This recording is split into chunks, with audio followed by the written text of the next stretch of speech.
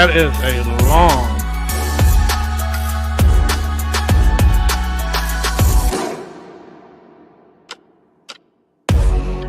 Oh my god.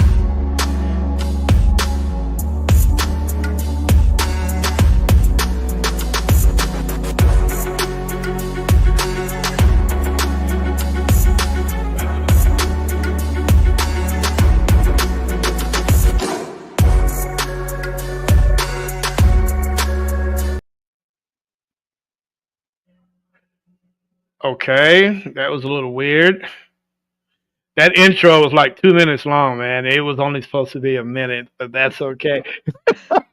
Welcome, guys. Welcome to the show. This is with NSPS TV Paranormal Podcast. Uh, welcome. Saturday. Tonight, guys, man, I am in, I think, I'm just going to say Detroit, Michigan. I might not be completely right on that. But tonight we have Detroit Rock City Paranormal. Man, that's a big, long name. I hope they live up to the hype that they say that they are Detroit Rock City. Is there a lot of rocking going on up in Detroit? What is Always, going on? How you always. doing? Detroit Rock City, man. Yeah. How we doing, Kelly? How you doing today? We're doing great. Thanks. How are you? I'm all right. Good. I Okay. am doing great, man. I'm really, curious about what you guys going on up in Detroit, Michigan. I'm not going to say it, actually Detroit, but as we talked earlier, you guys are in the surrounding areas, but that's okay.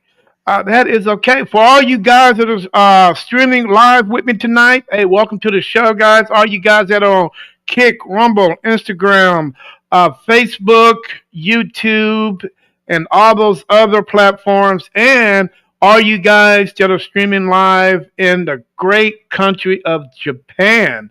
I'm able to stream back in Japan now, so I know it's pretty late, but hey, all you guys over there, if you're able to jump in, feel free to do so. But with that said, man, we're going to focus on Kelly. We're going to pick her brain. We're going to see what she thinks about certain things that are going on in the paranormal community today, man. The good, the bad, the ugly, all that stuff. So hey, let's get this party started. Kelly, Yes. talk to me about Detroit Rock City Paranormal. All right. Well, we are, like you said, Detroit is fine because everybody's heard of Detroit, or most people have anyway. So we're in that general vicinity, and we're a team of we have about 18 people, I think, on our team right now, and we kind of we do, yeah, a lot. 18? Yeah. Sometimes we have a lot of stuff going on. Oh So my God. and that way we know we're always covered. But so we do a lot of we do home investigations for people if they're having stuff going on. We do some public. We host public haunts investigations for some of our local museums and that type of thing to help get them money for the museum. Um, our big one is we do the Port Huron or Fort Gratiot Lighthouse. Mm-hmm. So every October we do the lighthouse, we do their museum, we do things like that. We helped with the Eloise Asylum when they used to do public investigations there, and they still do, but now they have another group. But and we also do the Whaley House in Flint, or we used to. So we haven't done it in a while, but anything like that, we're open to doing or helping people. So that's kind of what keeps us busy. Interesting. Now, Flint, man, I heard a lot of things are going on in the Jackson old house. Have you guys investigated that place? I personally have not. Nope. Mm, Sorry. interesting. Okay. Well, you know what? Welcome to the show. I appreciate you coming out of your busy day to speak with us. And I got a couple of questions that I like to start off and asking you. So feel free, sit back and enjoy it. Uh, First question of the day is, why did you even get involved into a such a scary, dangerous profession such as paranormal investigating? Well, a good question. One, I don't really find it scary. I really got into it because I was interested in it, Mm-hmm. and I liked helping people. So I figured if I can, use my skills and help people that are having problems, and either whether it's actually paranormal or not, at least we can help, provide them an answer to what's going on or what they think is going on. And that's the best part is helping people. And I also like, like I said, we have a big team. We like to train people and, you know, tell them, how to investigate or what things to look for, and how to, troubleshoot and figure out if it's really paranormal or not. So, Now, it seems like you guys have no problem getting recruits to join your organization. Uh, why so many? well, well, we have a lot of things that we do, and so, like I was saying, we do public ghost hunts with people to help raise money for museums and that kind of thing in our Hmm. area. And a lot of times we'll have like 30 or 40 people. So what we do is we break them into groups. And so like two or three of us will go with, like 8 to 10 people, and help them investigate, give them tips, kind of guide them along, and help them out. And when we do home investigations, sometimes we're really, really busy. Sometimes we have stuff every weekend, and not everybody can make everything, and we understand that. So that way, we always have somebody that can, cover whatever we have going on. Now, with 18 individuals, you're dealing with 18 different attitudes, 18 different personalities. How do you manage so many? Well, honestly, we have a great group of people, and we all really get along. I know, we all have like different views, and we're open to sharing those. Hmm. Some of us use tools, some of us don't. And we all bring something to the table, so it's really nice. Anybody bring any cookies and milk to the table tonight? Not tonight, but sometimes we do. Golly, man, I'm I don't know. I'm craving cookies and milk tonight, but I'll get some after the show. Well, you know what? Detroit. Let's talk about a little bit about Detroit and the surrounding areas because I'm really curious about what's going on in Motown. Hmm. Uh, what's the population of the surrounding areas of where you live at?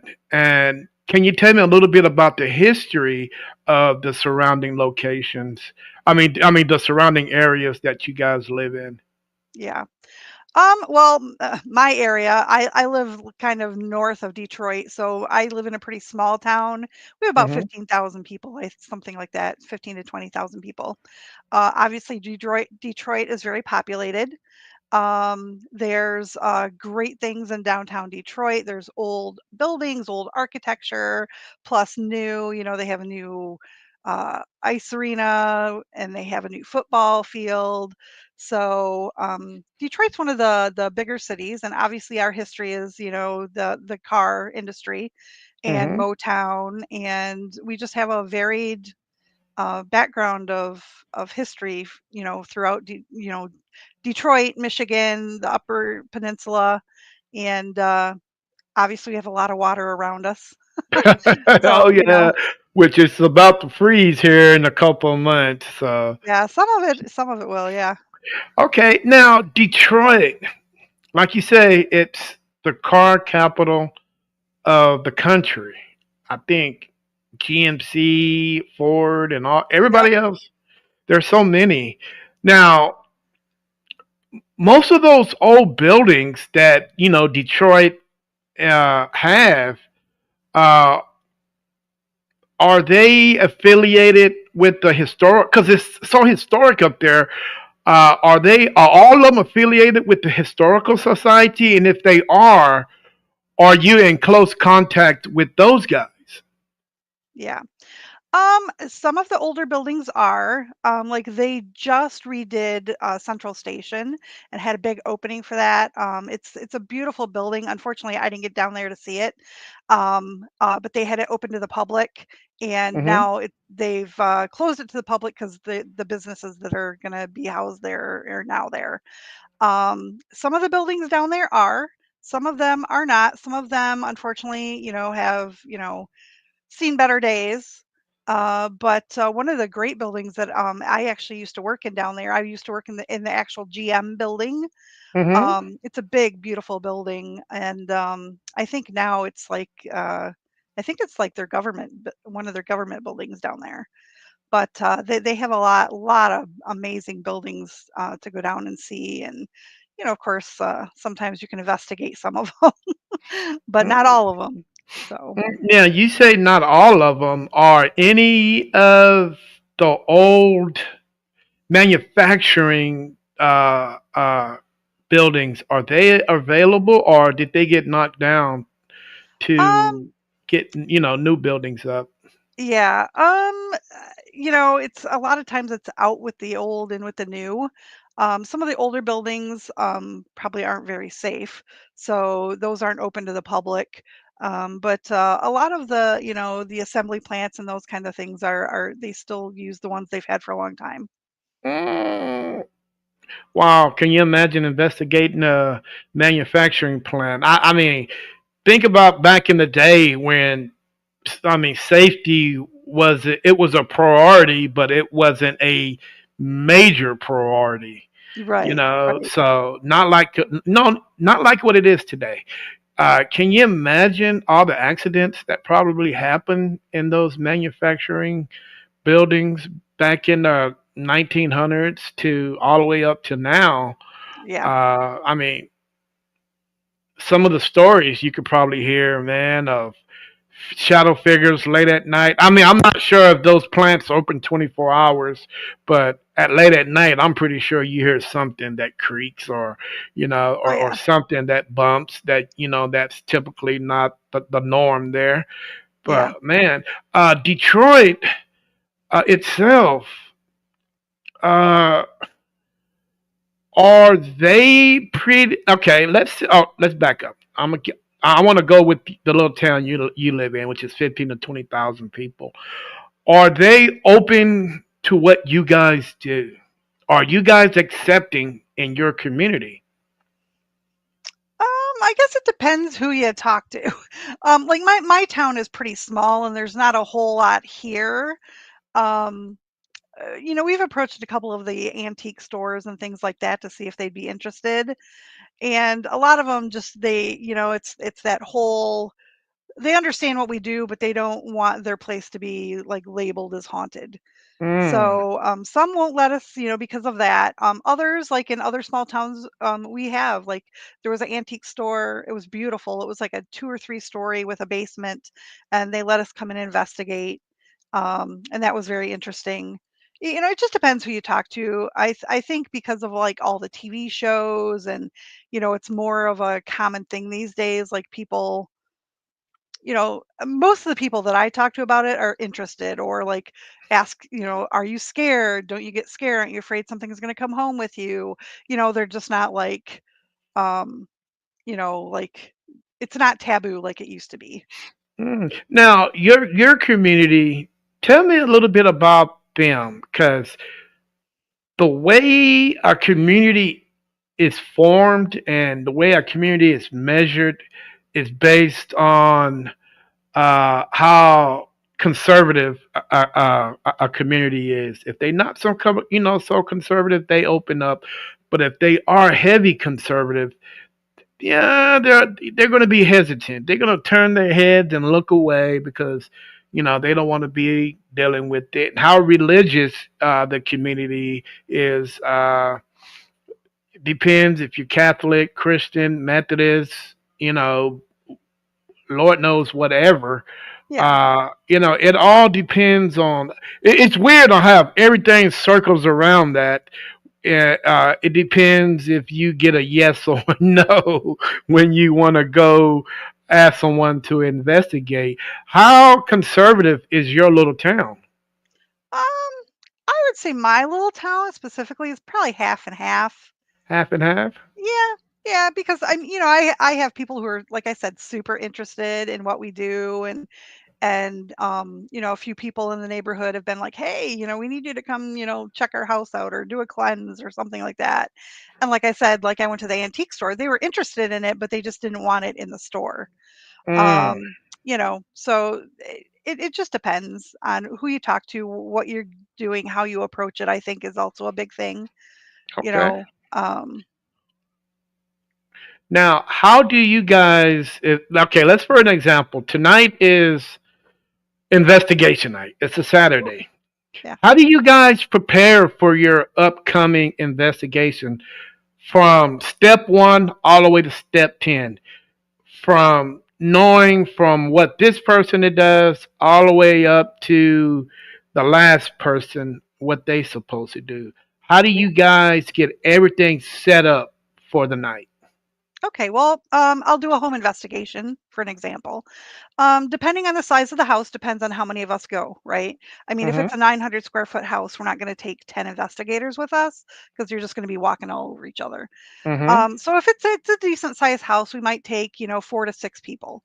And we usually try to get, somebody who's familiar with the outside, can do the land, walk the land, and we know who those people are. So, and then we have people that sometimes, we have, mediums or psychics on our team. They don't want to know anything about what's going on in that house, so we won't tell them. But the rest of the team, we usually do a phone interview with the client and find out what's going on and what the situation is, and then we usually either right before we get there or we'll have a meeting or something and just kind of discuss what the situation is and what we're going into and what we're looking for. So that's how we put the team together on, and if we meet ahead of time, we'll be like, okay, well, you guys are going to do this and you're going to do this. And sometimes it may change once we get to the client's house. We usually have the client give us like a tour and tell us, where they're having experiences, what's going on, and see if anything's changed since the first time we talked to them. Okay. And then at that point, depending on what the situation is, we might break into two smaller groups and, kind of investigate in different areas. If it's sometimes, we'll stay in one group and we'll have somebody doing the recording, somebody watching the equipment, and then somebody just taking notes. It just really depends on the situation. And then what we do is after we're done investigating, we might give the client just kind of a heads up, like if we captured anything, EVPs, or, what was going on with our equipment. And then typically what we do is we'll get together afterwards and everybody kind of writes their own report and then we'll Mm-hmm. review them and put one big report together for the client with what we gathered evidence wise, what we experienced, any evidence that we received, if we have EVPs or pictures or video or anything like that, we'll put it in a package and we send that to the client. And Okay. then explain to them what our thoughts are, what if there is something going on, what they could possibly do, that kind of thing. Okay. Cool. Now, who has the tool belt when they're investigating? Because I've come to a understanding that every paranormal team must have a handyman on their team now, because the way things are presenting itself, especially down here in the South, Hmm. we got a lot of old houses, you know, foundation creaks. You got, windows that are being scratched up by trees. And we all know when you sleep, and you wake up to hearing something, your mind started kind of racing. Yeah, yeah. So it's always better to have a handyman that's a part of the team. So the next time, like for me, for an example, for the next time I go visit a client, I always tell them, okay, well, the handyman bolted down this, we did that, because just if you're hearing all these things, we want to make sure that you don't hear them no more. So any little safety precautions we're going to take to make sure you have a better sleep at night. Now, if that's locking down your drain on top of your roof because when it winds, it taps, or any little minor thing that we need to lock down. We always got that safety belt, that tool belt right there, just in case. I mean, we got these little cutters. We'll go cut around the tree. Then after the investigation, we'll tell them, hey.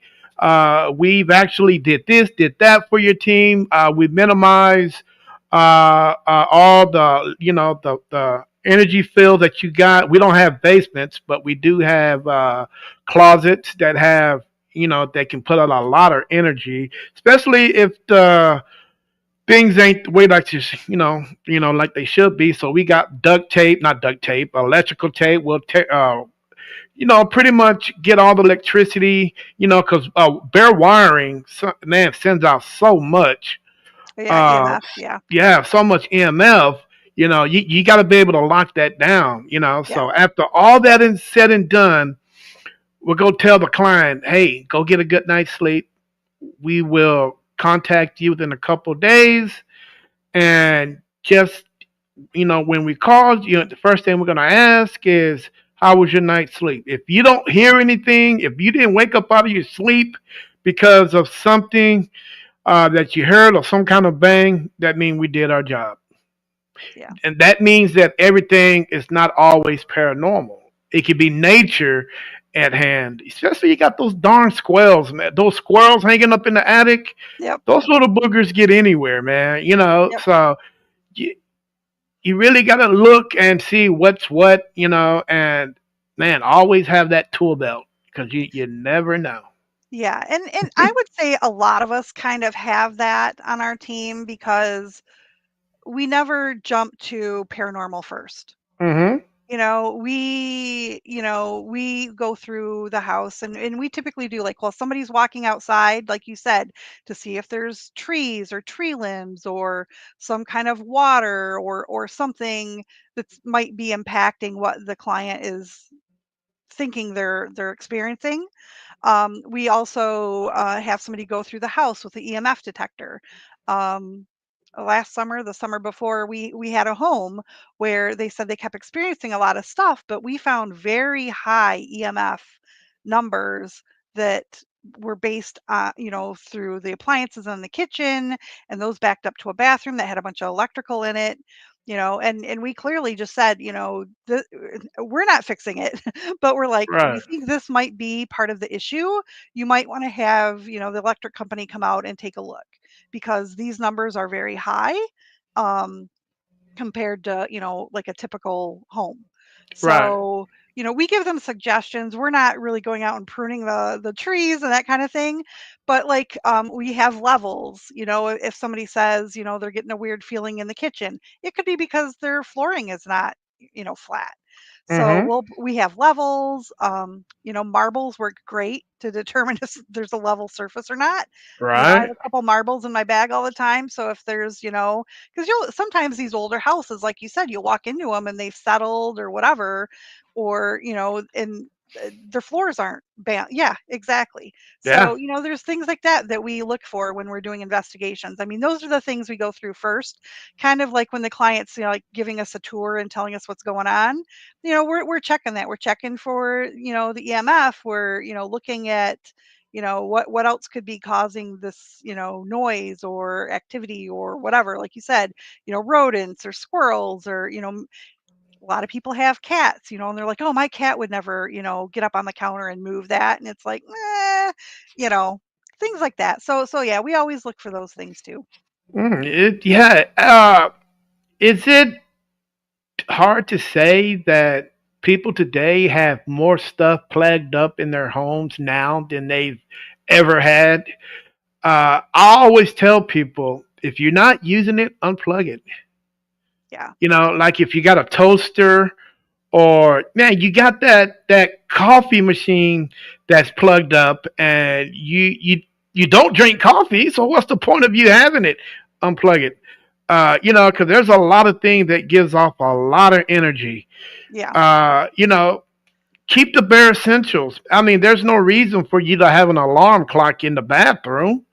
Uh, Yeah, I, yeah, I mean, if you want to, that's up to you. But I mean, the less feel that you putting out, the better. I mean, like that crock pot, dude.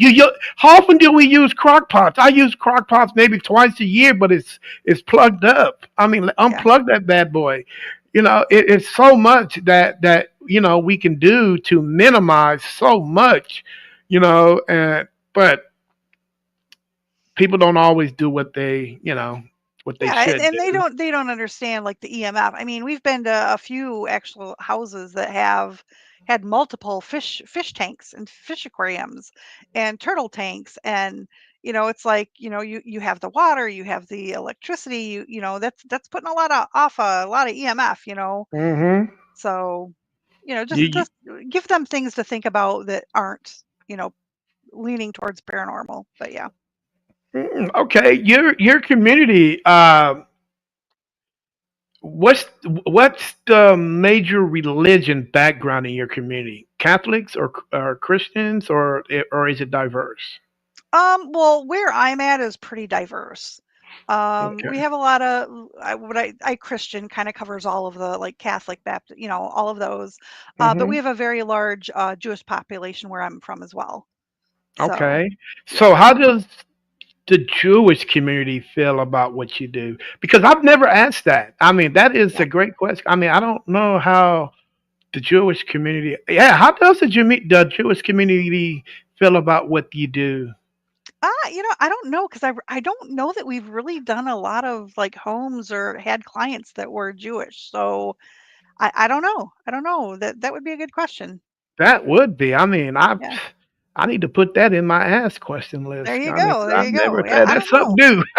I mean, that is, I hadn't thought about that, but I mean, as far as like, over the last 6 years or so, I mean, I don't know that we've had any. I mean, that's not something we ask, Hmm. but, you know, I don't know.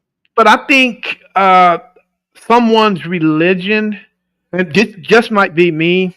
I Mhm. think someone's religion can actually play a big part on how you investigate residential. You know, because for the reason is because oh man, it's so crazy. How can I put this in the term? Because they really don't know what to expect. I mean certain if this makes any sense to you, certain religions like Buddhists and most of those ancient old religions, are they up to date to what we do as paranormal investigators, or are they religious practice? Because like you say, I don't know much about them. Do they have the same understanding as uh, you know the religious aspects of what's here in America? Basically Catholic, Christian, Methodist, Yeah. and so that's another one that I would love to figure out.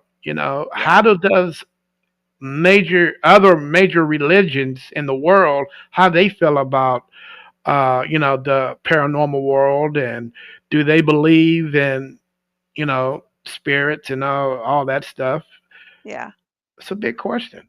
you Well, know yeah. And I think it depends too where you're from and what your beliefs are. I mean, you know, um, I've gone to some events where, somebody was talking about how they went to Africa and they're very religious, but they also, depending on what you know they have a whole different belief system, and so they do believe in spirits and the good and the bad spirits and that kind of thing. And I guess I've never really gotten into it that much, especially like with our clients, because we try to hmm kind of stay, I don't wanna say mainstream.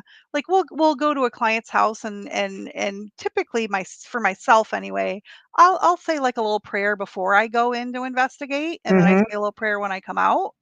And we usually, at the end of our investigations, we'll usually offer to do a cleansing of the home. Um, or show the client how to cleanse. I like to show the client how to cleanse so that that's something they can do for themselves because and I don't necessarily just see that as like a paranormal thing. I think it's great to cleanse your house. Sage is great Hmm. for, clearing stuff out. But Right. um, and I tell them, I'm like, it's up to you.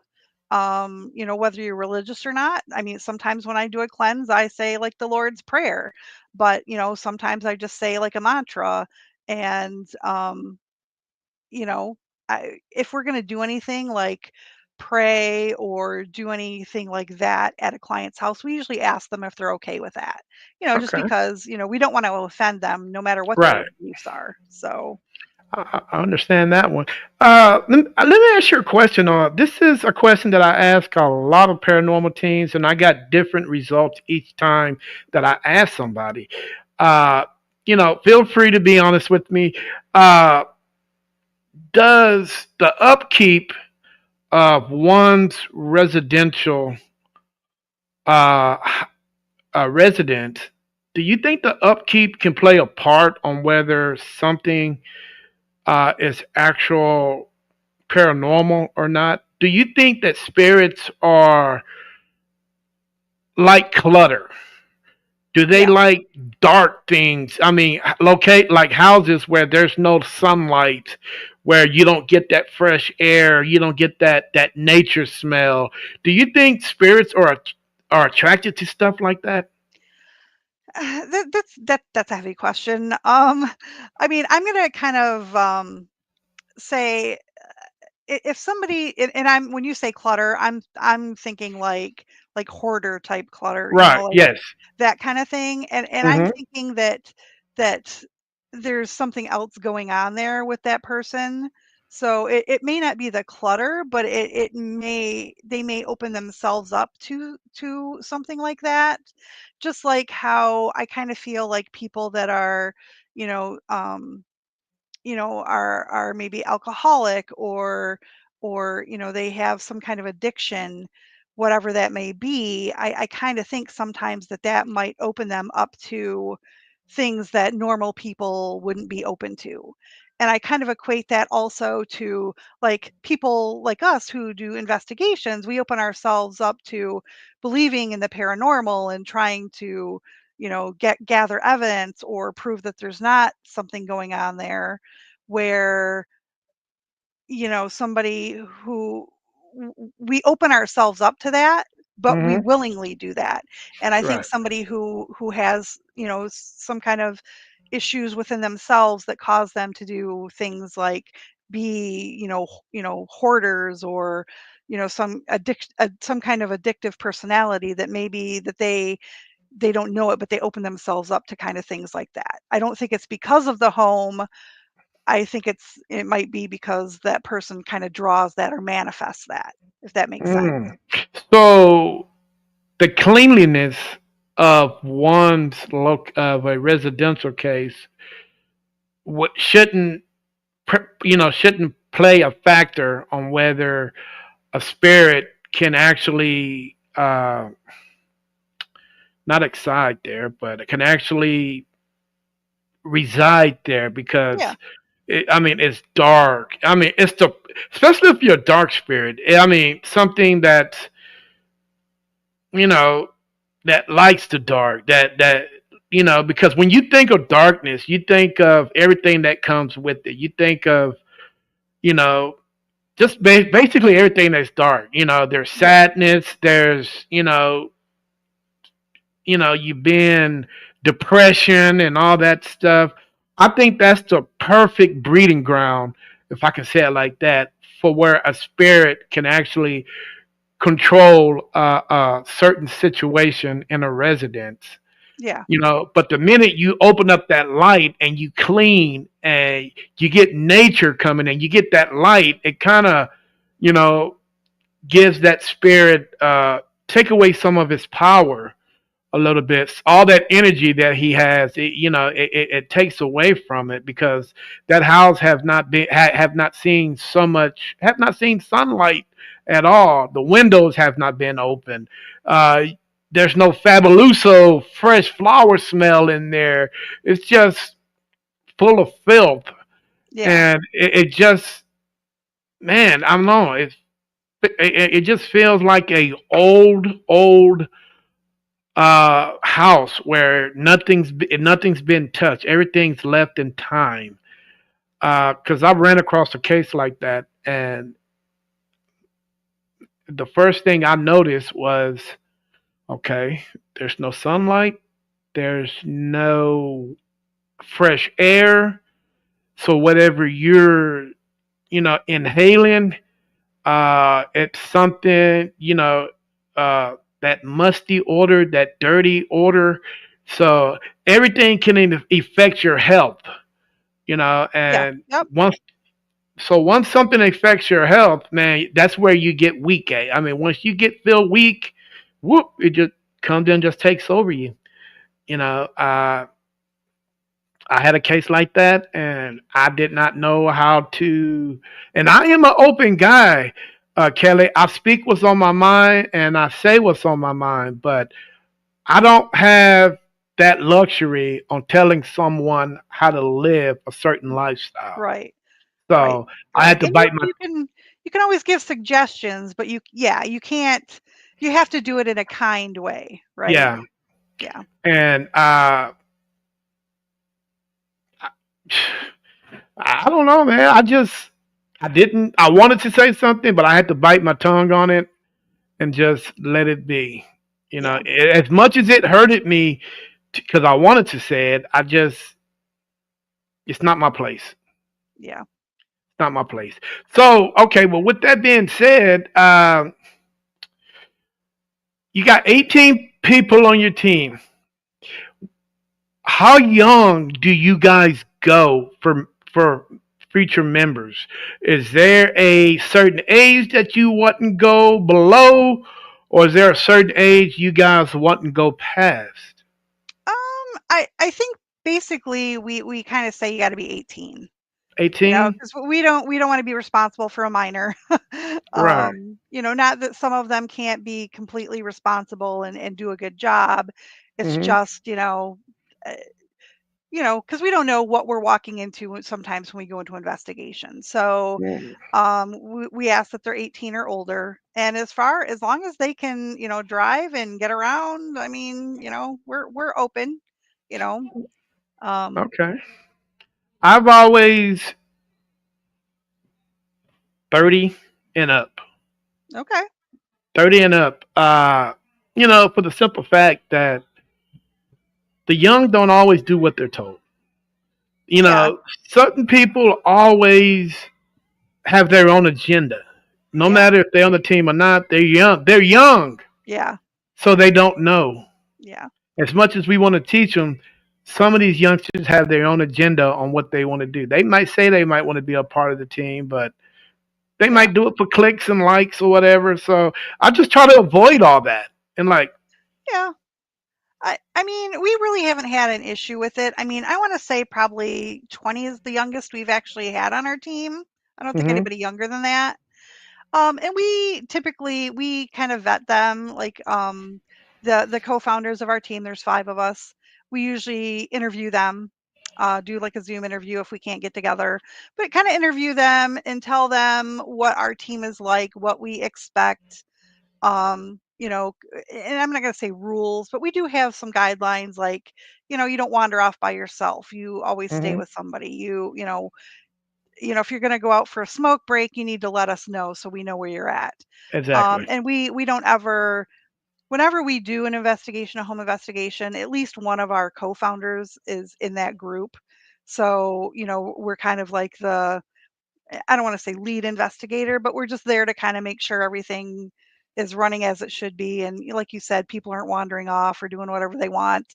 And we don't allow anybody of the, if we're going to take pictures at somebody's home or whatever, we ask them.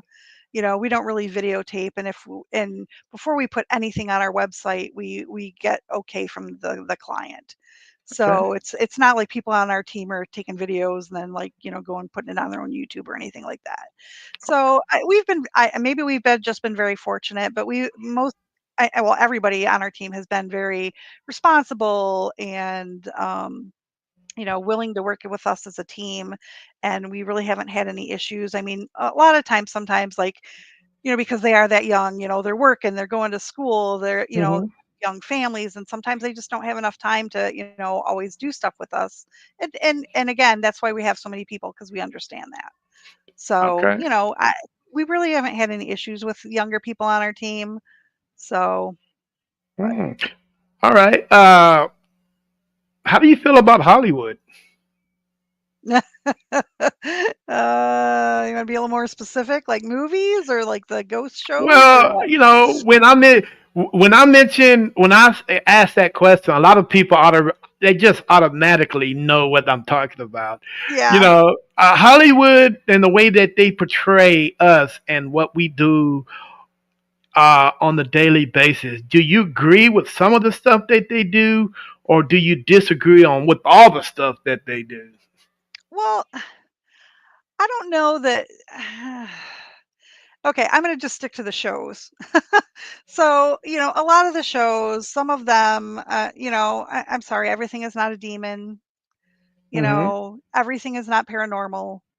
I like to think that I watch or know people that are very respectful of being a paranormal investigator, and the ones that have shows, they basically they say, it's a TV show. The producers, the directors, whatever, they have to make it interesting, or people aren't going to watch it.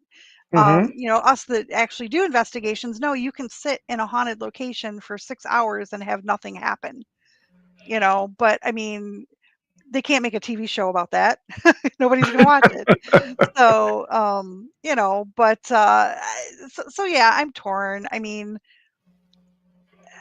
I just I know when I watch them what's going on.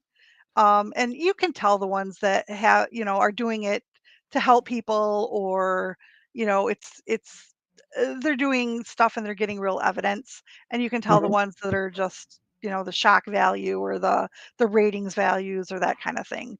So that's my feel on the Hollywood show type thing. Mm. Now, okay, Hollywood, I'm more like 80-20 on it. Yeah.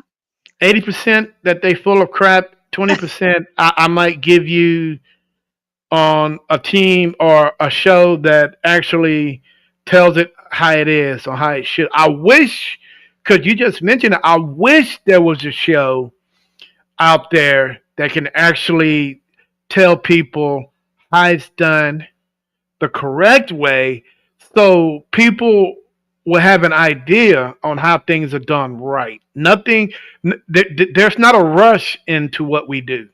Right. There's so much time involved in it. Uh, if you're not a patient person, maybe this field should not be for you. Right. Because time is everything.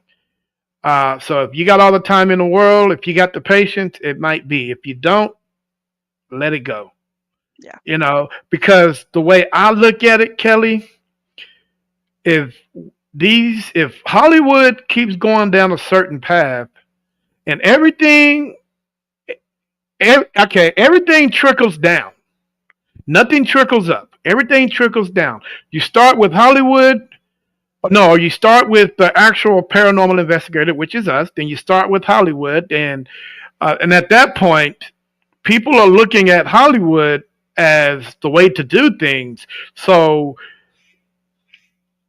at this point, you start all these little. It's like a tree now. So you got all these trees with different limbs, uh, and all these little trees that are growing.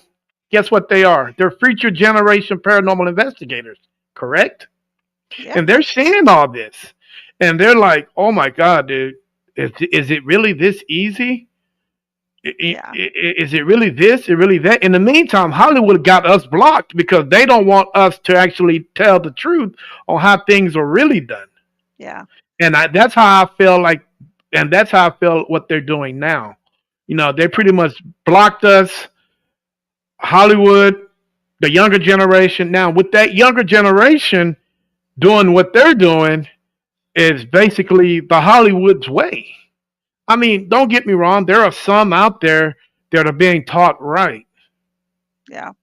But then Well, there are some out there that are not being taught right, and they're doing things their way, and their way is Hollywood way, and we all know that Hollywood's way possibly, I'm not going to say completely wrong, but it could be possibly the wrong way. yeah. Yeah, and that's when we do like our public ghost hunts with people, and we have large groups of people that come and ghost hunt with us, and that's one of the first things we tell them is, we want to set your expectations. You know, um, something doesn't happen every 5 seconds, and unfortunately, the way things go, we could sit there for an hour and have nothing happen. And so most of them are very understanding. I mean, I've never had anybody. I mean, and it is. I get it. They pay to come investigate, and then nothing happens for 3 hours. But that's how it is. Sometimes things are very very quiet, and sometimes things are very very active. It depends. Yeah. And so we try to get the word out, and when we have people come on our team, we kind of, some of them have been investigating on their own and they just wanted to join a team. And then, we've had people who have never investigated, but they have the enthusiasm, they have the want to learn, so we have no problem at all training them, and fortunately, enough of us on our team have enough, equipment that, not everybody has to go out and buy equipment and whatever. We ask they have to have a minimum, a flashlight to bring when it's dark, and, some kind Hmm. of recorder. And, you got your camera or video recorder on your phone, that's all you need to start with. Right, Um, right. so Is it hard for you to say? Because I've always said this. Me personally, I've been doing this for a couple of years now, and with all you know, the different generation of people that we come in contact with, some of them would actually embrace what we're trying to do, what we're trying to accomplish. mhm, And I really contribute to the people that came before me. yeah. So with that foundation that's already been set for people like me and for people like you, we know how to interact with certain things, especially with spirits that have been gone, people that have been gone long before we were even born. If you ever came into a situation where you actually had contact with somebody that's been gone for 100 years or so, but we do know that their mentality is a little bit different just because they've been gone from so long, of what is happening today. Yeah. And the baby, okay, let's go back to the baby booming era. Baby booming era was a very hard time for certain people. You know, you didn't have food, you didn't do this. They worked, they broke their backs. They taught their kids, yes, ma'am, no, ma'am, yes, sir, no, sir, and how to, you know, grip a man's hand, look a man in his eyes, and actually how to become a strong willed person. But these kids today, you can just throw all that out the window. There's none of that. There is so much disrespect now than there ever have been, when it comes to elders. Uh, how do someone such as myself, who's just happened to die, and you guys are investigating to me, how would I react to someone who comes at me at a certain location with no respect? It would be hard for me to communicate with you, or it would be hard for me to not put hands on you because I felt like you're disrespecting me, uh, at the place where I live at, where you come visit me and you want to ask me disrespectful questions. Mhm. How do you feel about today's generation that has no respect for nobody, not even for themselves? How can we get them right so they can actually? Because that's one of the paranormal rules. respect. And if you don't have that, you got nothing. And that's Yeah. across the board. So how do we get these kids today to understand respect is everything in the field that we do, which is so dangerous? I mean, you can actually get knocked on your butt if you disrespect somebody. Yeah. No, and that's our team is very, I mean, that's one of the guidelines for anybody on our team. We don't go in there, bust it up or whatever. We are always very respectful. I mean, that usually that's how I start my investigation by introducing myself and thanking whatever spirits are there for letting me be there, and explain why we're there, what we're doing. And um and we've been with other groups where, like you said, they're, but it's even the adults, it's not just the kids, that they go in there and they're just like, come on, punch me in the face or whatever, and it's like, no, be respectful. It's like, would you interact with somebody who came into your house and treated you like that? Mm-hmm. So, I don't know that there's anything we can do. I mean, if somebody, kids or otherwise, adults are going to go into a haunted location and act like jerks, whatever, they get what they deserve, I Yeah. mean, maybe they'll learn it that way. But yeah, I don't, our team and myself, we don't like to investigate with anybody that's going to antagonize or be obnoxious or that kind of thing. Mm. Um, Now, so do you see the future generation of paranormal investigators being that rude, being that obnoxious? I hope not. I mean, And that's all I can say is I hope not. and if so, how far down the rabbit hole does it go? Yeah. I don't know. I mean, all I can hope is that if anybody sees anyone being obnoxious or like that they're going to speak up and say something, because it's like, look, be respectful. There's no reason not to be respectful. I mean, a big thing, I know a lot of people like to go to like cemeteries and investigate, and that's fine. I mean, I've been to a lot of cemeteries, not just to investigate, but I enjoy like older headstones. And I was over in Europe, and we went to a lot of cemeteries just to kind of see the history of that, the headstones. And some of these graves are hundreds of years old, and it's just amazing that you can be there and enjoy that kind of thing. Mm-hmm. But it's like, you don't want somebody going in there and like, yelling, and it's like, rest in peace, let them rest, kind of thing. Mm-hmm. Yeah. So yeah.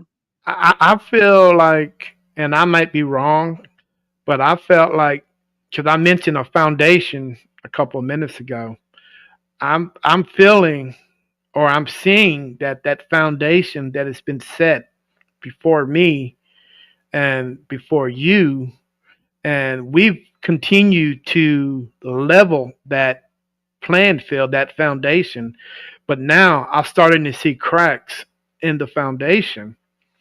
And at some point within the next 20 to 30 years, after, I'm old and gray, that foundation is not going to be there anymore. And if it is, it's going to be like I-35 in downtown Austin. You're going to hit bump, bump, bump, bump, bump, crack, crack, crack, crack, crack, and it's going to continue cracking. And that's what I am afraid of, because those of us like me, you, and so many others have worked so hard to accomplish so much. And it's going to take a generation of individuals to go and destroy everything we've worked so hard for.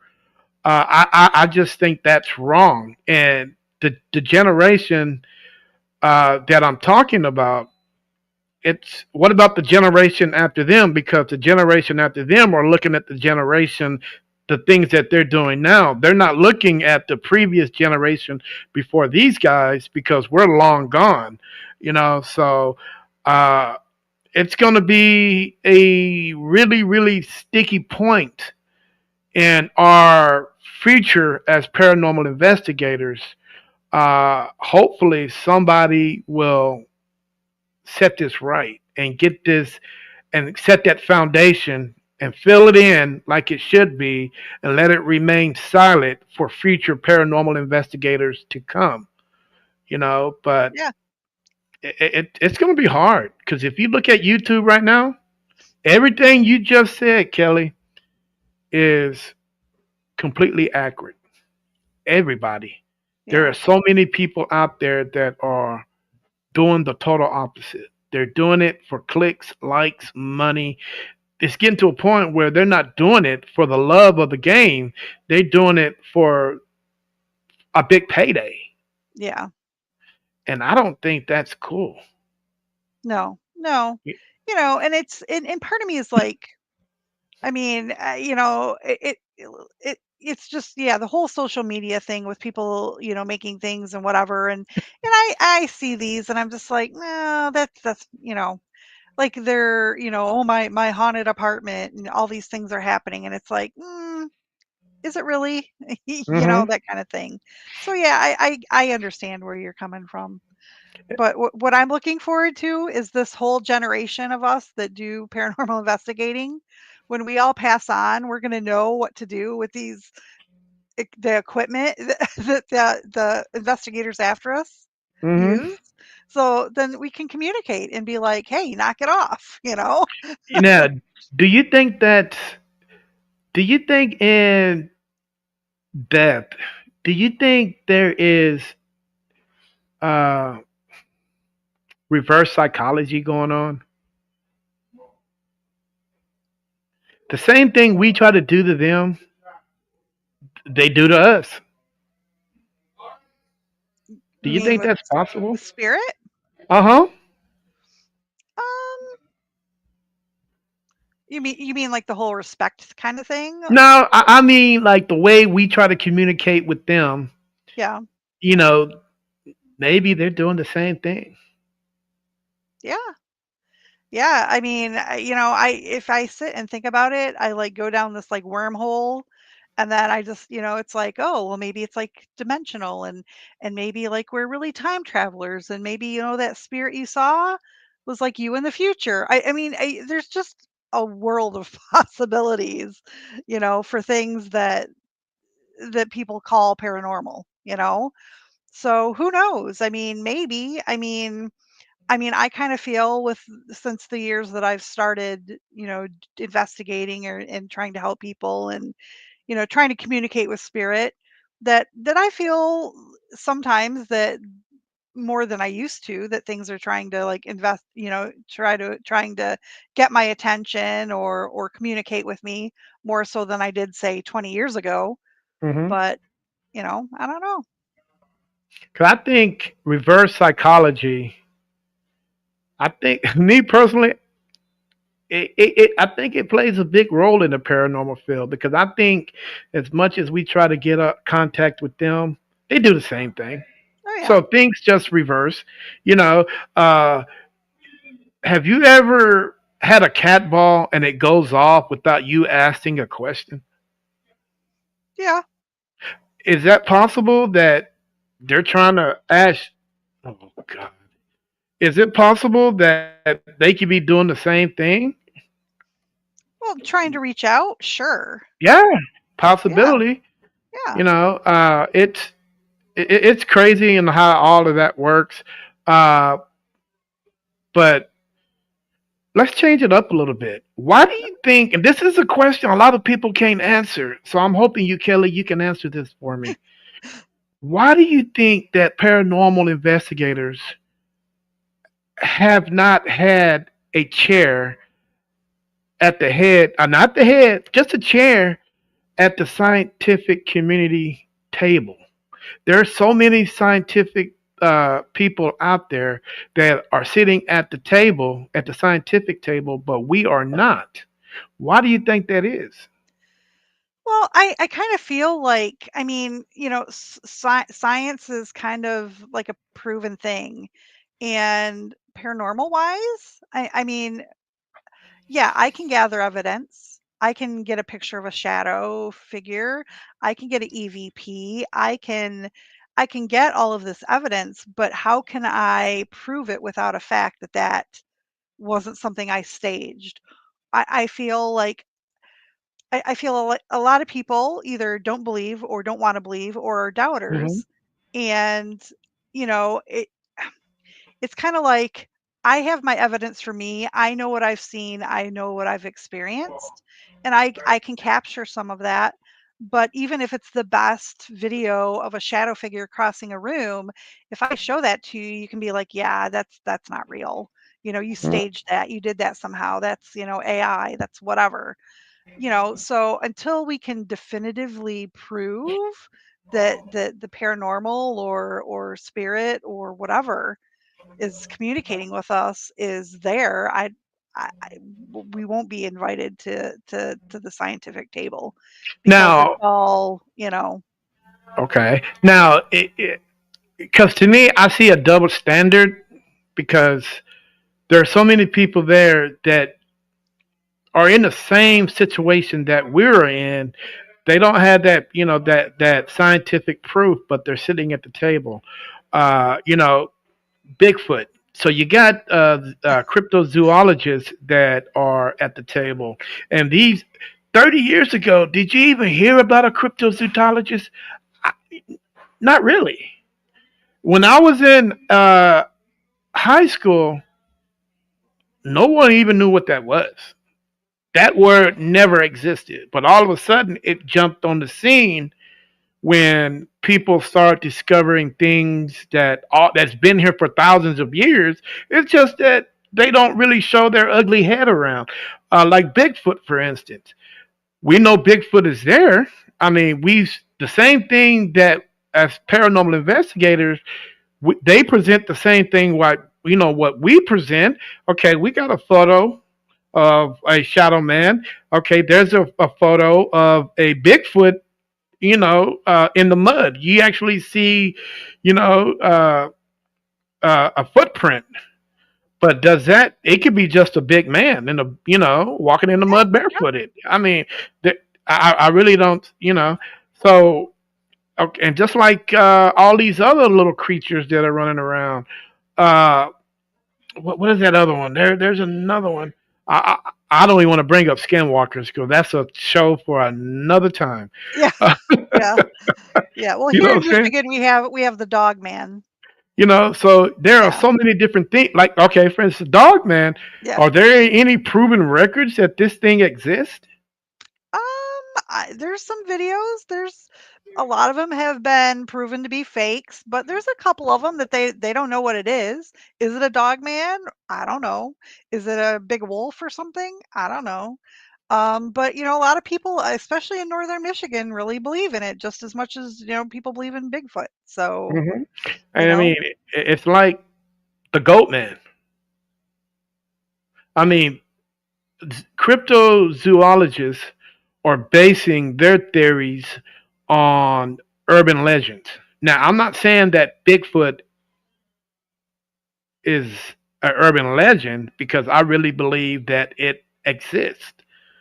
Now, as much as photos, like you say, and video, we've captured the same thing. So I can see where the double standard is between one and the other. The one's at the table, and we're not. And we're presenting the same thing as the guy that's over there with the Bigfoot trap. yeah, There's, I don't understand it. Maybe because they think we're a bunch of weirdos and we're sitting in haunted locations. But who's worse? A weirdo sitting in the middle of nowhere, clocking on trees and cuckoo, cuckoo, doing all this, or somebody sitting in a haunted house, being still, listening, and trying to figure things out. yeah, If I look at my way, I think we're both crazy, but he's more crazier than me because yeah, he's out in the element. Lord knows what can get him. Let's say if Bigfoot do get him, bye bye, Mister Bigfoot Hunter. But it's I just think there's a lot of double standard in there. The only one I can actually feminist has to actually right to be at the table is an archaeologist okay, yeah, because every time. Proof. Ancient civilization. An archaeologist will go dig that up. There's the proof. Every time a something pops up in ancient Egypt, nope, there's an archaeologist. There's your proof. There's physical proof in everything that these guys are doing. But Mhm. as far as anybody else, I can't see it. I mean, there's so many other people at the table. I just felt that that table is from Detroit down to Pontiac. That's how long that table is. Yeah. And not hopefully that one day we'll actually get a hand or a foot or a chair or something at that table. So whoever's going to sit there at that table is going to represent our community for what we do. So I hopefully it might be you one day. Who knows? Who knows? But whoever has that sits at that table is going to have so much on its shoulders that it's going to have broad shoulders to be able to handle and the criticism and the scrutinize what is going about to be upon them, because like you said, there are so much skeptics out there about what we do. It's unbelievable. Yeah. But how is that one of the biggest churches in the world, if not the biggest church in the world, admits that there is such things as spirits, ghosts, entities, and so on, and we still not get the respect that we deserve? Yeah, I don't know. I don't know. The Catholic Church, one of the biggest churches, if not the biggest church, actually comes out and just say such a thing. But it is what it is. I think we just think we got a little bit more work to do before we uh, get. I think it's coming eventually. Now, if it comes before my lifetime, remains to be seen, because I think we got so much work to do. Yeah. And it'll definitely be after my lifetime. So I'm just praying that whoever has that big responsibility takes it up and represent well. But you know what, Kelly? I forgot to ask you a question. Okay. You're a paranormal investigator, right? Yeah. You've been doing it for how many years? Um, almost 7. Well, no, probably 8 years. Probably 8 years. 8 years. Okay. What did your parents think about this? If they're not around, what would you think they would say if they are around? Well, oh, my parents. Let's see. Well, most of them think it's pretty cool. Um, my mom actually. She's fine with it. She has no problem with it. She thinks like the family on her side has always had some kind of like special gifts. I'll say. Hmm. So she's fine with it. And my dad's fine with it too. He actually says that my grandmother used to see spirits at night, so like at the foot of her bed, kind of thing. So it's they're all okay with it. And Okay. my grown kids, my daughter is on our team, so so she's okay with it. My younger one, she's done some investigations with us at like historical places. So she's not into it as much, but she'll go investigate with me. So Okay. and my Now husband, he allows me, but he's not really into it. he's But not really into it. yeah. Now, where do you see yourself in 20 years? Would you see yourself continue doing this? As long as I'm healthy and able, yeah, why not? There's so Hmm. many places out there. I have a bucket list, of course, like probably almost most people paranormal do. Hmm. But yeah, I mean, why not? So, Mm. Now, let's say let's uh, I'm gonna mention this. Somebody was to come grab your hand, Kelly. Say, Kelly, let me have your hand. Stranger. You give her your hand because you can look at someone and see if you trust them or not. And you grab her hand, she whips you off until the next dimension. And you're like, well, where in the hell am I? And she's like, You in the dimension where everything is everything. You have there's the knowledge here for you to know everything. All your wildest desires about the paranormal is here. And I'm going to fill your head with all this knowledge so you can take back. And they fill your head up with all that knowledge. You zoom back out into where you were a couple of minutes ago, and so much is in your head. Will that be enough for you to stop investigating since you know everything? Or would you want to continue investigating because, like all humans, we want to seek more knowledge? Yeah.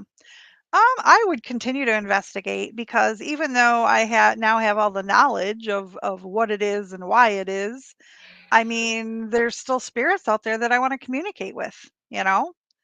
Um, past loved ones, things like that. So yeah, and even though they've given me the knowledge, I mean, that doesn't mean that I can't go speak to a spirit that, was in the Civil War or at Gettysburg and get more information. So yeah, I'd keep doing it. Okay, good. Okay, well, I don't know. I don't know if I would keep doing it. I think I would take a long break.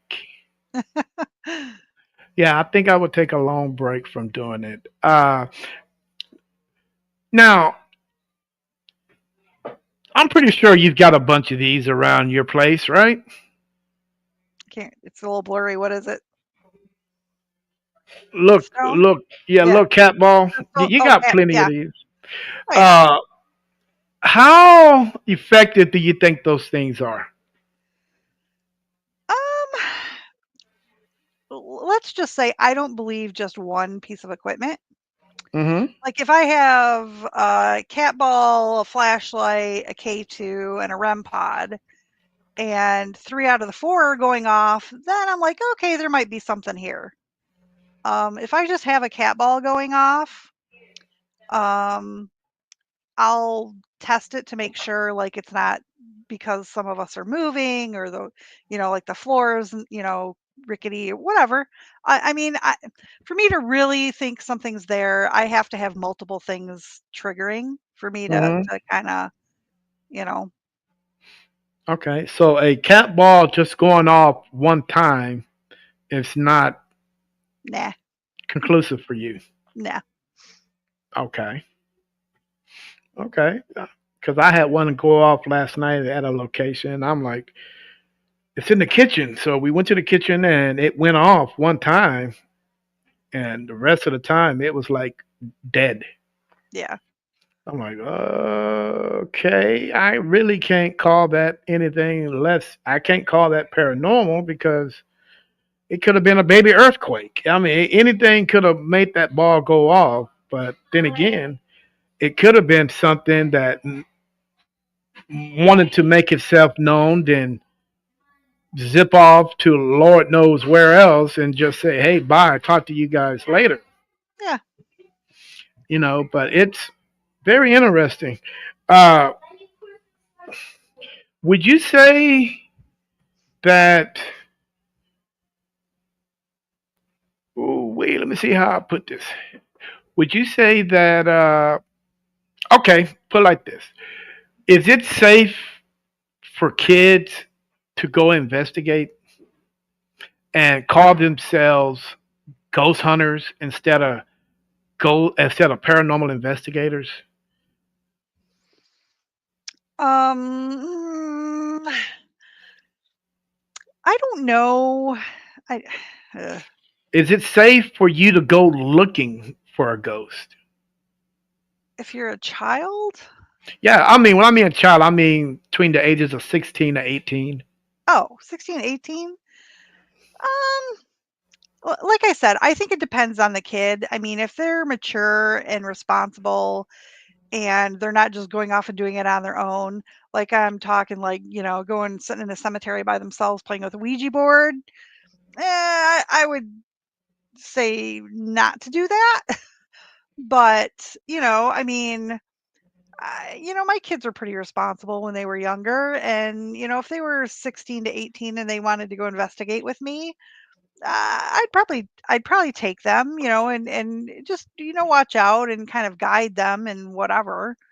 But again, it depends on the kid. I mean, Hmm. you know, Now, is a ghost hunter different from a paranormal investigator, or they're one? uh, for myself, I would say I'm both. I mean, I don't know. I mean, ghost hunter just is like, oh, you're just out looking for ghosts.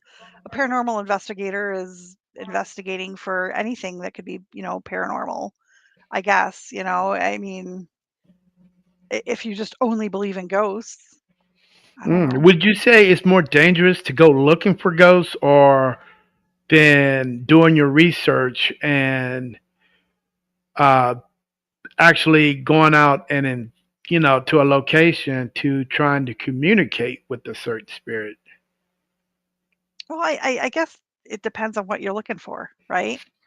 I mean, if you're going out intent on finding a negative spirit, whatever, I don't know. Uh, I wouldn't suggest that either. But, if you're just like, you're in a cemetery and you get a feeling and, you want to maybe communicate with whatever's there, Mm-hmm. you can try that. I don't see a problem with that. I, Um, okay, interesting. Because a lot of people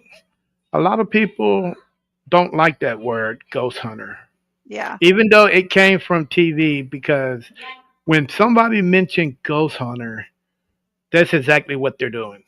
They're going out ghost hunting, looking, trying to catch.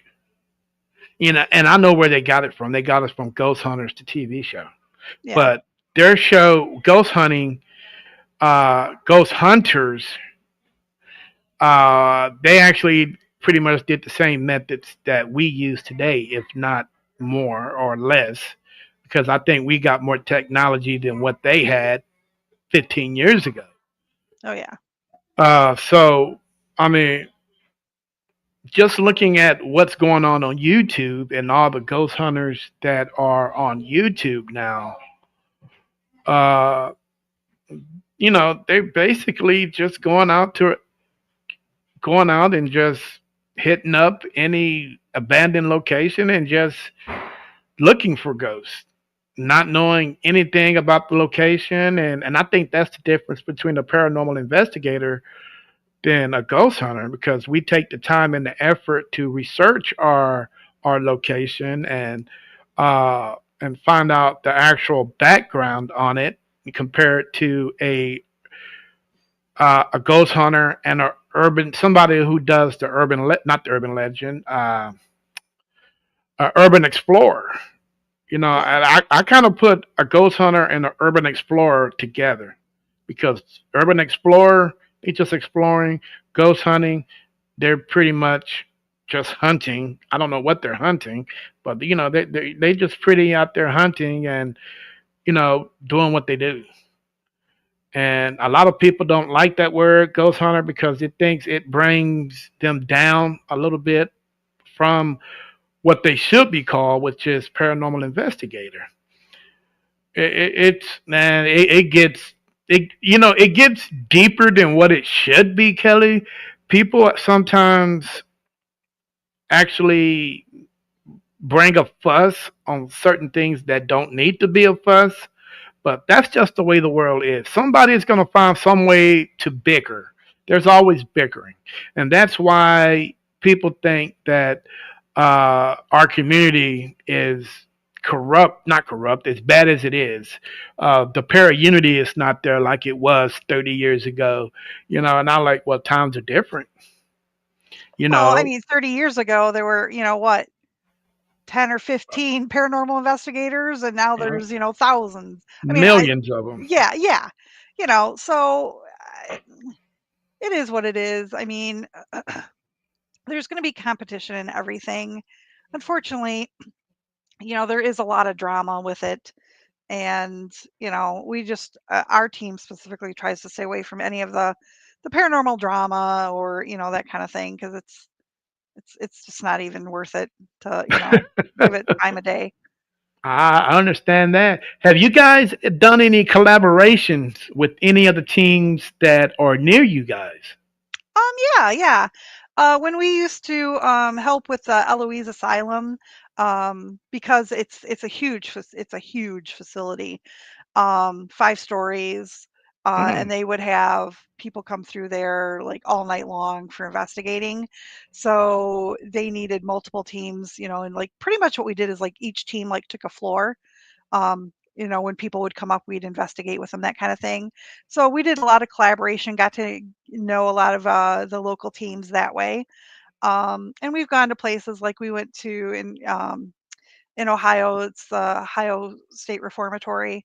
hmm Our team was going to book there, but um, it's again, that's a giant facility, so you could bring a ton of people. So we reached out to some of the people on the teams that we knew and said, anybody wants to go with us, you're welcome to come with us. And so we've done that. And then there's been a couple other locations that like we didn't have enough people or something, and we would invite some of the teams we know to help us out, and Okay. vice versa.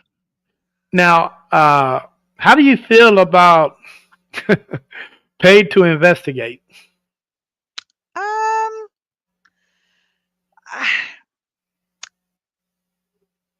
I don't. We don't ask for any payment. We do everything, you know, for free for the most part. The only time we at any like the public events that we do, people Hmm buy tickets for them, but we don't get any of that money.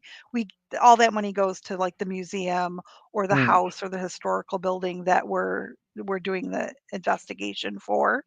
So I mean, we don't do it for that. mm. Now, how do you feel about people that have these locations and want to charge large sums of money to investigate them? Well, again, it depends. It depends on what the charge is. I mean, like I was saying, like the Ohio State Reformatory, th- um, and I don't even know that the team that kind of hosts that, I don't know that they get the money. I think all of the money goes to help refurbish the facility. Hmm So if that's what it's for, I'm fine. I'm fine with that. And even if the team is getting a little bit of money for their time or effort, or a lot of them have equipment that they let other people borrow, that kind of thing. I'm fine with that. hmm Um, because again, we've gone to some like historical places in other states, and you typically you have to pay, but the payment usually goes for that facility or that, to the upkeep. So I'm fine with that. I mean, Okay. some of them are a little ridiculous, but Right. I'm not, I'm not a millionaire or anything. So some of them I'm not gonna go somewhere where I got to pay $500 a night to go there. So Oh, yeah. I went to a location where it was $700 oh for wow, one yeah, night. yeah, For one night, and I vowed to myself that luckily I knew the team that managed, so we were able to get in there for free. But just thinking about $700 yeah, for 24 hours, that's yeah, unbelievable. And I know the haunted Hill House in Mineral Wells, Texas, charges a lot of money too for yeah, overnights. yeah, And I just can't. I can't see that, my friend. yeah, I'm like you. I can't see myself paying a lot of money. You yeah. know, There's not much I'd pay $700 for, you know. nah. So yeah, Yeah, I'm not paying $700 for anything. I mean, maybe for a new TV, yeah, yeah. but then again, But I had to think about that one. You know, but Kelly, I am going to ask you three more questions, and I know you got a busy schedule. I'm going to ask you three more questions, then I'm going to get you out of here, my friend. okay. Uh, First question is, so about to have kids. The first question is, do you have a bucket list? You mentioned a bucket list earlier. If you got one, where would you like to go on your bucket list and why?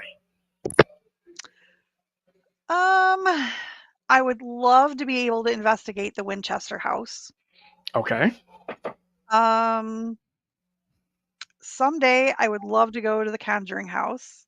Okay. And then is it the Queen Mary that's in California? I would love to Mm-hmm. go spend the night there too. Okay. Okay. And nowhere overseas or anything? Ireland, Hungary. I went to Scotland a couple years ago. How'd that go? So, yeah, it was awesome because it was actually like a a paranormal investigation trip. It was like 10 days in Scotland. Mm. It was awesome. We got to see some really cool places. We got to investigate with the Scottish paranormal team. Um, and it was a lot of fun. I really enjoyed it. So someday I'll go back. I want to go to Ireland and let's see where else. I've been to England, which is Scotland, England, same thing. But been to England and I'm trying to think where else I'd like to go to investigate. I don't know. But I just feel there's a lot here in the US. I'd like to go, like I've never been to Gettysburg. I'd love to go to Gettysburg. And just, out that way where there's, some of the stuff's a lot older than it is, Oh in yeah. in Midwest or whatever. So, Okay. Your kids. Let's talk about your kids for a minute. sure. How many do you have? I have Boy, girl, 2 girls. two girls. And how old are they? 23 and 27. Okay, 23 and 27. So let's go back to their high school days. Now, if the school district was to come to you and tell and ask you, Kelly, we would like to have parapsychology as an elective in our school district. Would you allow your kids to participate in such a you know in such a class like that? I mean, if they wanted to, I wouldn't have any problem with it. Do you think anybody else in the community would? Well, I mean, if they're offering the class, I'm sure a lot of kids are going to take it, but um I mean, I don't know. Somebody's always going to find something, like you said. They're always going to find something to complain about. I mean, where Mm-hmm. my kids went to high school, they actually had like I don't know what they called it, but it was like I'm just going to say kind of like religious education, and it Mm-hmm. was um where they like like once a month or once a week or something like that, they would go to study a different religion. Like you were talking about earlier, like they would go to a Buddhist temple, they would go to a synagogue, they would go to, you know, um, a temple there and just learn about those religions. Mm-hmm. And some people were like, "Oh, I would never let my child do that." And I'm like, "Why not?" I mean, it's educating them on, other aspects of what they may experience in life. So, Right. if they wanted to do parapsychology, why not? I mean, if I could, I would do it. I mean, Okay. right now I think there's only I know it's becoming a bigger thing, but when Mm-hmm. I was looking into it, like you could only get that through a university in England or Scotland, I think. Well, actually, there is certain school districts down here in Texas Hmm. that are wanting to have that course as an elective. Hmm. Very interesting. Yeah. The course would be for juniors and seniors only. Freshmen and sophomores would not be allowed. Uh, so it's a course that I think that if you're really into, want to be a parapsychologist, with basically a paranormal investigator, just a bigger word, uh, and I think that would be cool. And not just in the high school level. I think there's a parapsychologist course at the University of Texas also. So because matter of fact, they do have, cause they have a paranormal team there, and they Okay. get some of the biggest locations all over the state. And so, if they get a chance to get a scholarship to go to UT and major in that, I think that would be a big opportunity for them to do so. But yeah, I think it's on the trial basis up in the Dallas area to see how that's going to work, and I think it's doing pretty good right now. The only problem is the kids aren't getting that field training like they want to get Yeah. because nobody in their right mind would take a kid into a haunted location. But what you can do is take them into a location that's not haunted and tell them it's haunted and see how they would react. Yeah, you could. You know what I'm saying? And Oh, yeah. just see how they will react, the different type of techniques they would use, the devices that they have, and just see how they will react towards it. And at the end of the night, you're like, oh, this place ain't haunted, guys. It's just a studio. But it gives them that little bit of, you know, uh, a little OJT, if you know what OJT is. On the job training, yeah. Oh, There yeah. you go. Give them a little OJT while they're out there, so they can get a feel of what's going on. Uh, Last question, Kelly. Tell the world how to get a hold of Detroit Rock City Paranormal. Okay. Well, we have a website, DetroitRockCityParanormal.com. So all of our information is out there, and all of the team members and investigations we've done. And we are also on Facebook under Detroit Rock City Paranormal as well. Okay. Yeah, guys. They have a number. Please give them a call. Man, I've come across so many people that just have emails. You know how many emails people get a day? Yeah. And we're not just talking spam mail. We're talking about all kind of. It's easy for a note to get lost in the email. So all you guys that are active paranormal investigators, do please put your number on there. And it don't have to be a number to your direct phone. It could be a number or phone just set up so you can get voicemails and you can reach out to people and people can reach out to you, because that one big case that somebody you trying to email you might not never get because it might just go right through it and you'll never see it. You know what I'm saying? But Yeah. Miss Kelly, I appreciate you coming on the show. I hope it lived up to the hype that I was said it was going to be. I appreciate it. You tell your friend, I forgot his name already, that Mike. he I will. missed a I'll tell great him he show. missed out. So, yep. He's missing a great show, Yep. Well, and thank you so much for having me. I really appreciate it. And it was a no pleasure talking to problem. you.